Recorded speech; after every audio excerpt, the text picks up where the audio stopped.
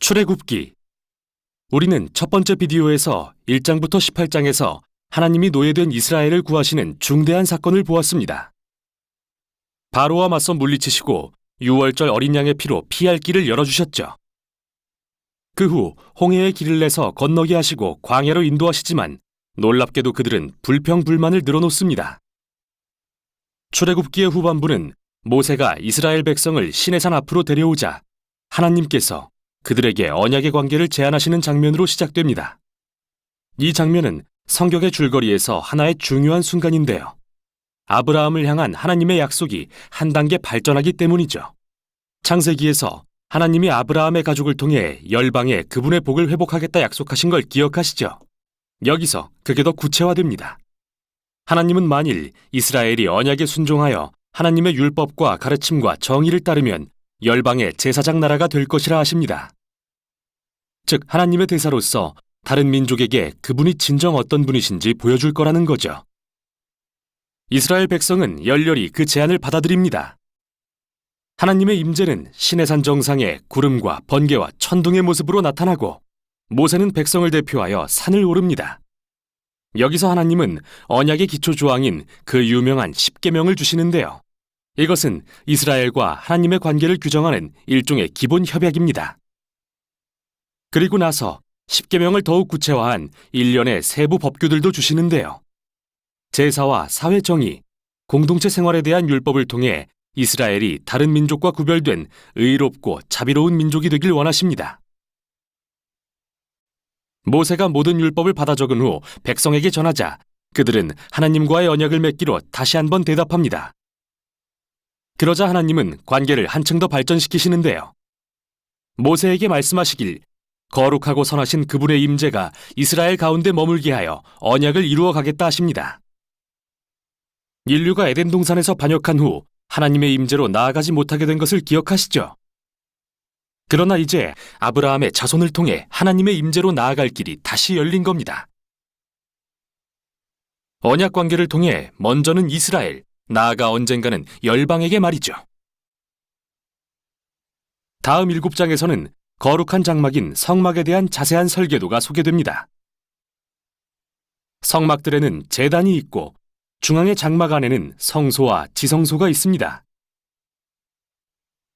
가장 거룩한 장소를 뜻하는 지성소에는 언약궤로 불리는 금상자가 있고 그 뚜껑에는 천사 둘이 앉아 있는데 바로 여기가 하나님의 임재가 머무는 장소죠. 또한 성물에 대한 자세한 설명이 나오는데 모두 상징적인 의미를 갖는다는 게 중요합니다. 꽃, 천사, 금, 보석, 이 모두가 하나님과 인간이 친밀하게 동행하던 에덴 동산을 떠올리게 하죠. 한마디로 성막은 움직이는 에덴인 것입니다. 하나님과 이스라엘이 평화롭게 함께하는 장소, 적어도 이론상으로는요. 그런데 여기서 정말 큰 문제가 일어나는데요. 이스라엘이 언약을 깨버립니다.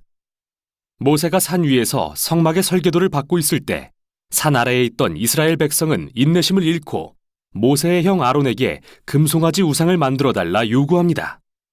자신들을 이집트에서 이끌어낸 신으로 숭배하려고 말이죠.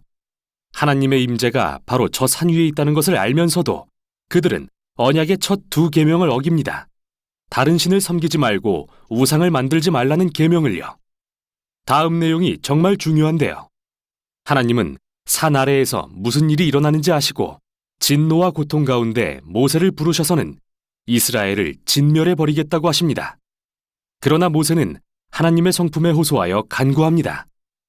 이스라엘을 진멸해버리시면 처음 아브라함과 하신 약속이 뭐가 됩니까?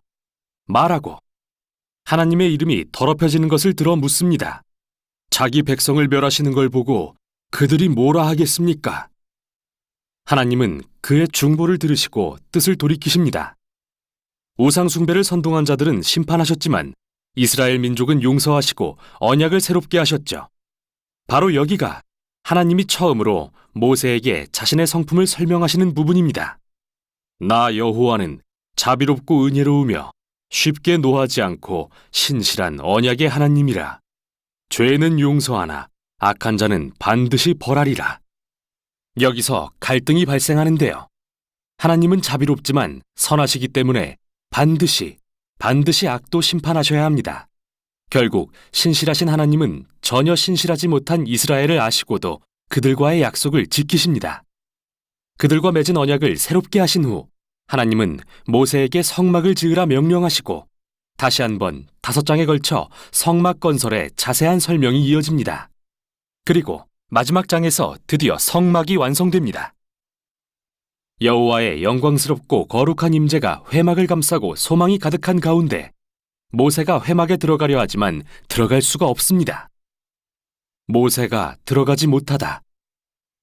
이렇게 출애굽기가 끝나는데요. 생각해보면 그리 놀랄 일도 아닙니다. 이스라엘의 죄가 우리 생각 이상으로 하나님과의 관계를 상하게 했다는 것을 알 수 있으니까요. 출애굽기는 이스라엘과 하나님의 언약을 위협하는 바로의 악함으로 시작했지만 끝에 가선 이스라엘 자신들의 악함이 더 큰 문제가 됩니다. 언약의 미래를 위협하는 건 바로 그들의 죄라는 거죠. 책을 마치며 이런 의문이 듭니다. 거룩하고 선하신 하나님께서 어떻게 죄로 타락한 이 언약의 백성 가운데 임재하실 수 있을까? 그 해답이 바로 다음 책에서 공개됩니다. 여기까지가 출애굽기였습니다.